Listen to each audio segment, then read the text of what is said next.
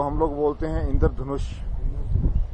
इंद्र होता है जो भगवान है उसका, जो बारिश करता है, स्वर्ग का राजा, जन्नत है ना, जन्नत का राजा।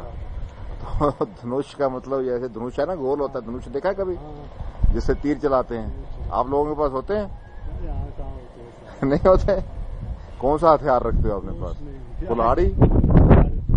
कुल्हाड़ी कुल्हाड़ी रखते हैं ना, लकड़ काटने के लिए, खाना वाना। ये इंद्रधनुष कहते हैं हम लोग।